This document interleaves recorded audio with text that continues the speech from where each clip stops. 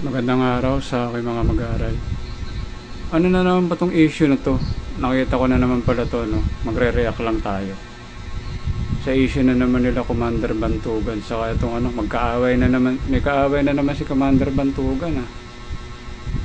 Si Divine, Divine Master ba yun? O Divine Healer?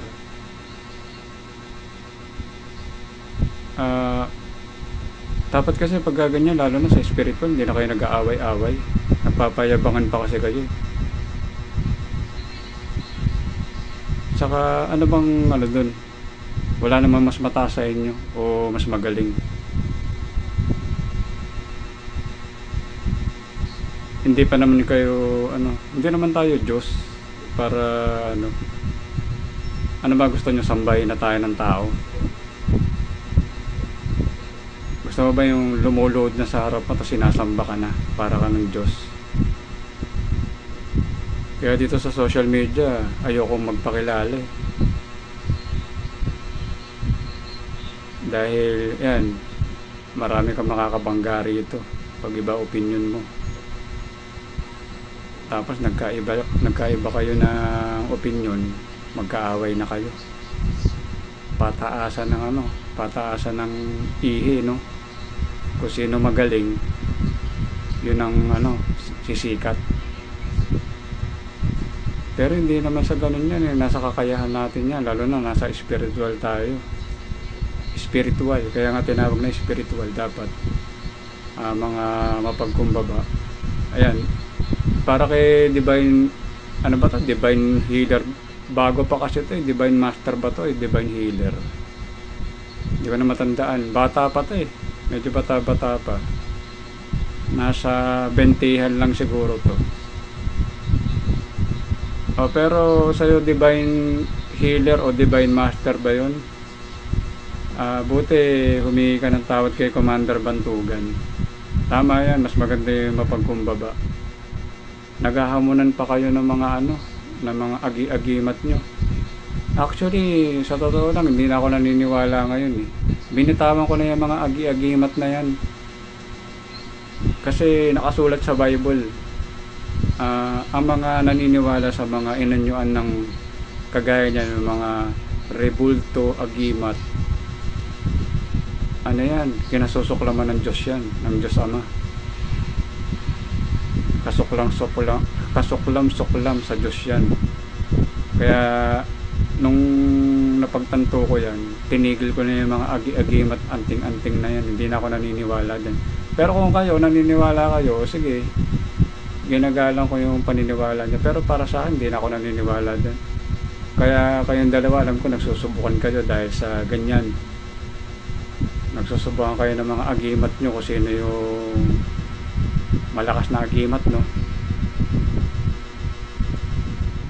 Ano ba yan? Hindi tatablan ng bala kahit barilin, Armalite o machine gun. Kahit granada ba, hindi pa tatalab pag may agimat. Naalala ko nung sinardong putik nun ng original sinardong putik ng Cavite. Namatay din, binaril yun ng pulis nung hinabol na siya. Nasa kote na siya nun. Ang kapangyarihan ni Nardon Putik, pag tumapak siya sa putik, nawawala siya. Hindi siya nakikita. Pero ang niya nun, ang buhay niya, parang Robin Hood. Magnanakaw yun eh. Magnanakaw siya nun. Pero ang ninanakawan niya yung mga mayayaman. Tapos pinamimigay niya yung nanakaw niya, parang ganun.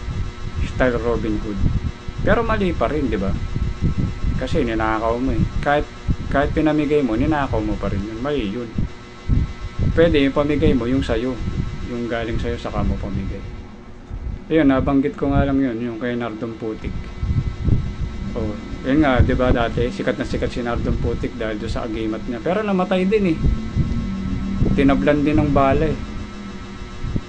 Pinagbabaril din yung si Nardon Putik.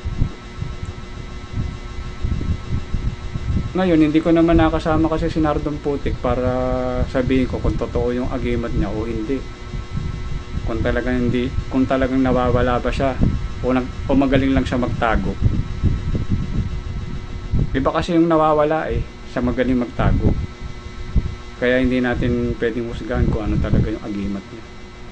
So kayong dalawa, Commander Bantugan saka Divine Master, mas maganda magkaayos na kayo.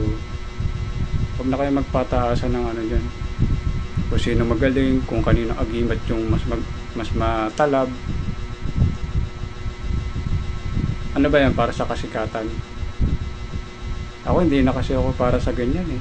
Legacy na yung pinanghawakan ko dito eh. Yung pagdating ng araw, kilala ka ng mga tao na ito si ano yan, ganito yan. Hindi yung makikilala kayo na ito si ano, mayabang yan eh, puro kayabangan ang ginawa niya sa social media niya. Mahirap kasi yung ganun, nakilala kayo sa mali. Mas maganda, iwanan nyo yung legacy nyo na maganda yung pangalan nyo. Lalo na nasa spiritual tayo. Wala naman tayo sa ano eh, sa content ng payabangan. Hindi naman, dapat nga tayo mapagkumbaba dahil nasa spiritual tayo na ginagalawan.